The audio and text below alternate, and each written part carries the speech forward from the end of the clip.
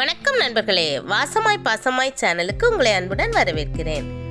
இன்னைக்கு சூப்பரான ஹெல்த்தியான முருங்கைக்கீரை வைத்து ஒரு பக்கோடா செய்யலாம் வாங்க. இதுக்கு 2 கப் அளவுக்கு கடலை மாவு, 1/2 கப் அளவுக்கு சோள மாவு எடுத்துருக்கிறேன்.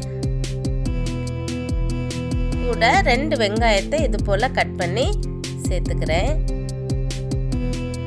200 கிராம் அளவுக்கு நமக்கு கடலை மாவு இதுக்கு தேவைப்படும். காரத்துக்காக ஒரு 5-6 பச்சை மிளகாய் இதில் கட் பண்ணி சேர்த்துட்டு கொஞ்சமாக கறிவேப்பிலை, கொஞ்சமாக மல்லி இலை சேர்த்துக்கலாம். முருங்கைக்கீரை கொஞ்சம் நிறையவே நம்ம சேர்த்துக்கலாம். நான் ஒரு 3 கைப்பிடி நிறையவே இதில் இன்றைக்கி சேர்த்துருக்கிறேன். நல்லா சுத்தமாக வாஷ் பண்ணி சேர்த்துட்டு தேவையான அளவுக்கு உப்பு சேர்த்து முதல்ல தண்ணி எதுவும் சேர்க்காம எல்லா மாவு கூடையும் முருங்கைக்கீரையை மிக்ஸ் பண்ணி விட்டுட்டு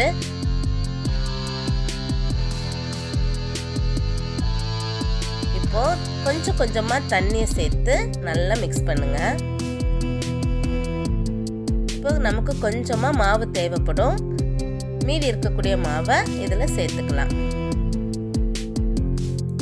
1 கப் மாவு இதில் சேர்த்துருக்கிறேன். மொத்தமாக நமக்கு 3 கப் மாவு தேவைப்படுது. கொஞ்சம் கொஞ்சமாக தண்ணி சேர்த்து பக்கோடா பதத்துக்கு நம்ம இதை மிக்ஸ் பண்ணி வச்சுக்கணும்.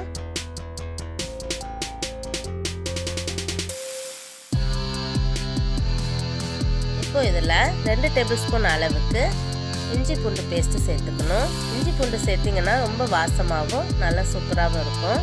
1 டேபிள் ஸ்பூன் அளவுக்கு கரம் மசாலா, 1/4 டேபிள் ஸ்பூன் அளவுக்கு மஞ்சள் தூள், பெருங்காயத்தூள் கொஞ்சம் 1/4 டேபிள் ஸ்பூன் சேர்த்துக்கணும்.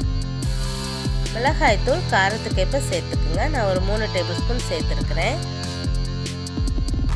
பச்சை மிளகாயும் சேர்த்துருக்கிறதுனால உங்கள் காரத்துக்கேற்ப நீங்கள் சேர்த்துக்குங்க. இப்போது எல்லாத்தையும் நல்லா மிக்ஸ் பண்ணி விட்டுட்டு பாருங்கள், இது போல் இருக்கணும். ரொம்ப தண்ணி ஆயிராமல் பார்த்துக்குங்க.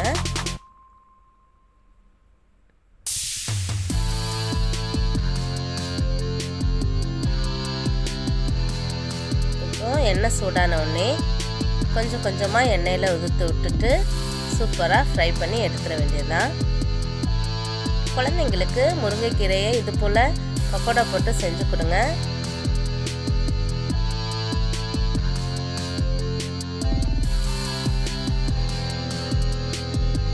ரொம்ப ப்ரௌன் ஆகாமல் லைட்டாக கலர் சேஞ்ச் ஆகும் போதே நம்ம இதை எடுத்துடணும். 2 பக்கம் நல்லா திருப்பி விடுங்க.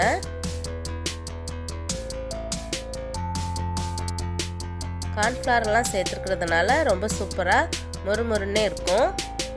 ஈவினிங் டைமில் கண்டிப்பாக நீங்கள் இதை உங்கள் வீட்டில் ட்ரை பண்ணுங்கள். முருங்கைக்கீரை ரொம்ப சத்தானது தான்.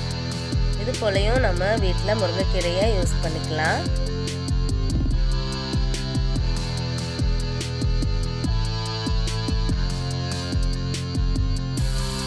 முருங்கைக்கீரையை யூஸ் பண்ணி சூப்பராக ஒரு பக்கோடா செஞ்சுட்டோம்.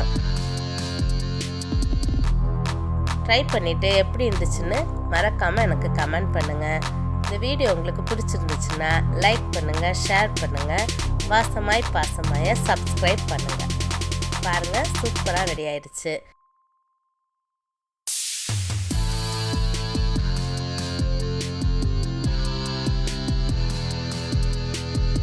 ஒரு காஃபி கூட சூப்பராக முருங்கைக்கீரை பக்கோடா சாப்பிடலாம். வீடியோவை இது வரைக்கும் பார்த்ததுக்கு ரொம்ப நன்றி.